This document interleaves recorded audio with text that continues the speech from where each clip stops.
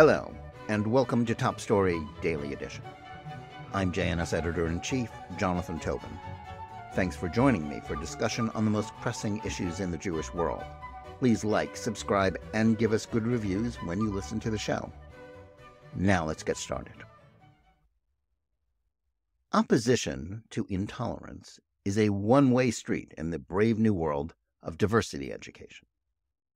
That was the only conclusion to be drawn from the outcome of a controversy surrounding an attempt on the part of a person who wanted to stop the use of an abusive racial term. But the fate of Bo-Young Lee, who until recently served as Uber's Chief Diversity and Inclusion Officer, should serve as an object lesson for those who may still cling to the delusion that the ideas behind her title are anything but a formula for dividing Americans. In fact, it only serves to make them less tolerant rather than more accepting. Jews were conspicuous by their absence from this story, but it still has meaning for them.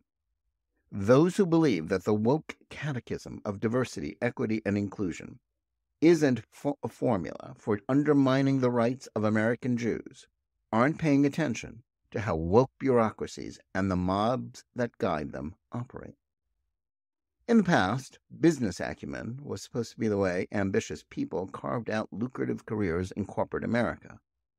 But the new secular religion of DEI, almost universally adopted by corporations, schools, arts organizations, and even the U.S. government, as the guiding force in hiring and determining policy, gave Young her path to a leading position she had held in a Fortune 500 company since 2018.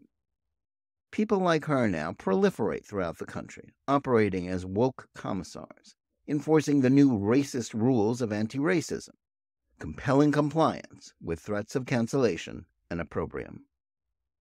But it all came apart for Young when, according to a report in the New York Times, along with the usual exercises rooted in critical race theory that elevate equity or equal outcomes over equal opportunity for everyone, she decided to deal with a growing problem involving racial intolerance. Her sin was to hold and moderate a program for Uber employees that sought to address the way white women are dismissed and stigmatized by the use of the term Karen. In the post-Black Lives Matter summer of 2020, the use of the term Karen has become a popular term of abuse for allegedly entitled white females. But as Young's effort reflected, whatever its origins, any derogatory term for a racial category ultimately becomes a way of othering, in the language of DEI, a specific group, in a way that is both insensitive and prejudicial. The program sought to give voice to the quote-unquote spectrum of experience of white women who worked at the tech company in what was billed as a, quote, an open and honest conversation about race, unquote. Somehow, Young, herself an Asian American, failed to remember that DEI programs are not supposed to be about such open and honest conversations. Anything that deviates from a narrative in which everyone is neatly divided along the lines of CRT ideology by race into rigid categories of victims and oppressors solely defined by their race is unacceptable. The goal of the effort was sensitivity in eradicating racial stereotypes in abusive terms. But any highlighting of the problems of those who aren't defined as victims by their race, i.e. white women, was viewed by some of its audience as insensitive to people of color. Apparently, the idea that anyone other than designated oppressed racial minorities could be targeted because of their race was, by definition, offensive. In the DEI world, diversity doesn't actually mean accepting and helping everyone. To the contrary, the right to abuse white women in this manner is considered a racial entitlement, and being told to stop doing it is interpreted as a form of racism. That's how DEI always works. And within a short period of time, the conversation about Young's Don't Call Me Karen program on Uber's employee Slack channels turned into a witch hunt for supposed racists. Young, heretofore a champion of DEI ideology, was depicted as having, according to the Times, engaged in a pattern of behavior that was tone-deaf, offensive, and triggering. As is almost always the case when woke mobs single someone out for committing such heresy, Uber's management failed to stand up for their colleague and the principle of fair treatment for all that she was trying to promote. Instead, they threw her to the wolves by unilaterally surrendering to the mob's unfair and prejudicial approach to the issue in the way that so many other institutions have done. In an email to the company's staff, Uber CEO Dara Khosrowshahi wrote, "We heard that many of you are in pain and upset," the email said. "While it was meant to be a dialogue, it's obvious that those who attended did not feel heard."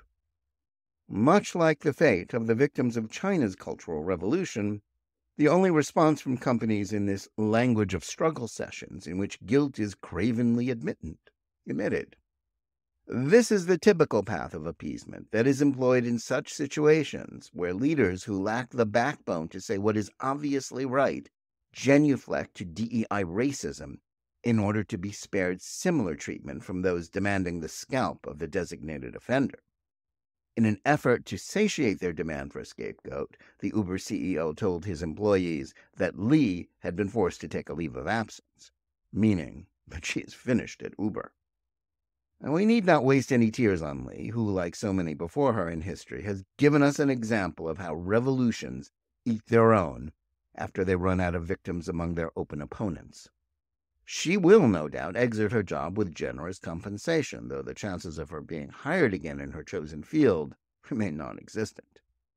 As such, her fate will serve as another salutary warning for anyone who might be thinking of dissenting or offering a slightly different take on diversity training, that one can only do so at the peril of one's job and financial future.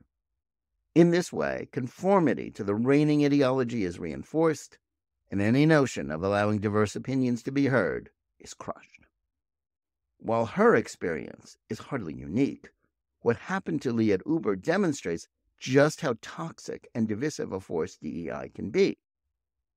And it should also send a clear message to those in the Jewish community that any policy, other than the most strident and uncompromising opposition to its implementation throughout society, will only endanger Jews. The vast array of liberal Jewish groups, including legacy organizations like the Anti-Defamation League, have drunk the woke Kool-Aid and endorsed both the Black Lives Matter movement and DEI programs in order to stay in sync with their allies on the left.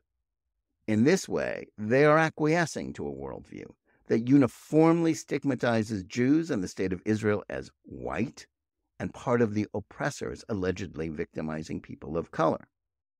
Much as white women may be smeared as Karens regardless of their conduct, so too may Jews be categorized as on the wrong side of the intersectional divide, along with other alleged racists, who must, in order to be tolerated, admit their privilege and accept the DEI catechism.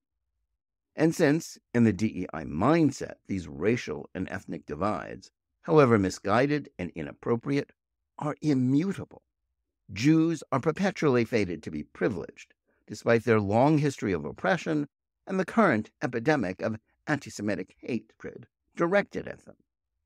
As an important study showed, DEI professionals increase anti-Semitism on college campuses.